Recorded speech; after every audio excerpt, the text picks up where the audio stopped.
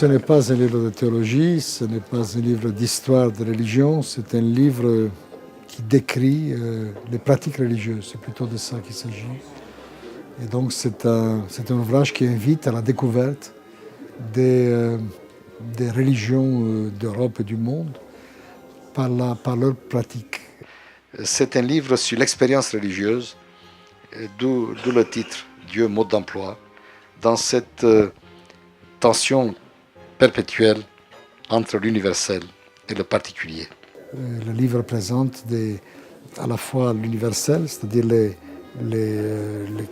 questionnements des hommes, partout les mêmes, et les pratiques qui, elles, sont particulières. Et le livre s'inscrit dans cette tension entre l'universel et le particulier, en examinant chaque fois un autre grand problème qui se pose à l'humanité et que tous les hommes ont partout.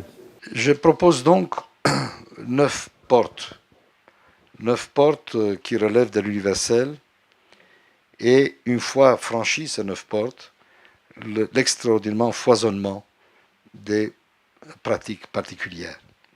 Sous tous les cieux, les hommes adorent des divinités, voici une première porte, se font une idée de l'au-delà, subissent une série de rites de passage qui scandent de l'existence, de la naissance à la mort, et organisent la prise en charge de l'individu par la collectivité, par la société, se livrent à des cultes qui leur permettent de communiquer avec le divin.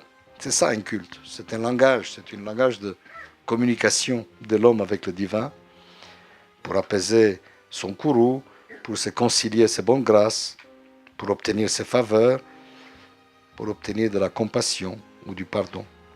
Se donnent des intercesseurs qui leur facilitent ces tâches, parce qu'il n'est pas question de parler souvent directement avec la divinité, c'est une affaire compliquée, souvent dangereuse, et donc on a besoin d'intercesseurs. Sous tous les cieux aussi, les hommes reconnaissent des lieux sacrés. Partout aussi, les hommes cherchent à maîtriser leur propre corps pour en faire un outil du divin. Partout, ils se soumettent à un certain cycle du temps. Enfin, parfois, souvent, ils s'adonnent à la violence pour défendre ou propager leur idée du sacré.